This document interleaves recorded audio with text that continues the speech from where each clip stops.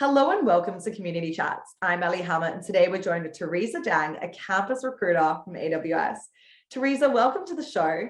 To begin, is it common to get asked, why do you want to work at Amazon? And what are the recruiters looking for with this question? Yeah, it's definitely very, very common. Amazon is an amazing place to work for, not going to lie. But really, what sets you apart from others? I would want to encourage our applicants to think about, what you can bring to the job, what sets you apart, and what is your own personal value proposition. The role that you've applied for, is this your passion or motivation instead of just wanting to be at Amazon in general? The responsibilities of the job that you are performing day in and day out and seeing, if you are aligned to the culture and value and how Amazon can support you. So when we ask this question, the hiring manager typically wants to understand what you can give to the role. Why are you motivated? What sets you or what gets you up every morning, performing your role, compared to what perks we can offer you. So remember, a typical working week is, a good 38 hours. So which is a long time. So you need to kind of enjoy what you do and, really do or perform a good job from it. 100%. In any of the interviews that I've actually been interviewing candidates for, it's such an important question. And it's a great opportunity for your personality to shine through as well. And Teresa, a question I've been asked by candidates quite frequently is whether they should shy away from failures, or is it good to be honest about how you might have learned from a prior mistake, something like that? Yeah. In short, no, failures is part of learning and we are all human, so we make mistakes all the time. But, how do we step up? How do we become more resilient? Learning from the past and how we can overcome this is what really sets us apart. A lot of hiring managers said to me sometimes this candidate doesn't really push through, they're not resilient enough. And I encourage candidates to really understand and learn from their failures from there.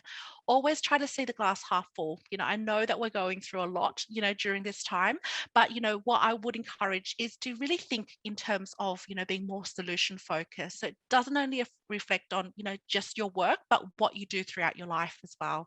So learn from your failures, reflect on what you've learned and incorporate what you can do next time to make it better or even easier for you. Thanks, Teresa. And one thing I can remember when I interviewed with Amazon a good 4.5 years ago now is that whenever I didn't know the answer to something, which actually happened quite a bit because it got quite technical, I would ask for clarification. And even at times I would say, I'm not quite sure on the answer with that, but if this was with a customer, I would just be honest and say, I'll get back to you. I remember after the interview, my husband asked how it went. And I said, oh my God, I think terrible, because I think 3 or 4 times I said, I have to get back to you. Is this acceptable? I mean, I did get the job, but I was curious, like, is it okay just to make assumptions and be really confident? Or is it better to do what I did and say, look, I'm not actually sure, and be honest? Yeah, definitely. I would say to never assume anything. Amazon questions aren't there to trick you, but it might be that the interviewer might need to paraphrase the question. It's always good to always ask the clarification if you do need to. So also, take that time to really think carefully on the question asked and then answer instead of, rushing in to answer something straight away.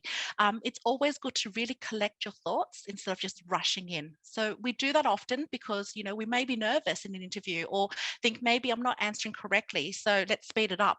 So remember, it is a two-way interview. So it's not only you that we're interviewing, but it's also you interviewing us to understand, our culture, and the team that you will be placed in. 100%. It's so easy, when you're nervous, to rush into an answer or speak really quickly. I definitely have that issue for sure. It's something that I've been working on.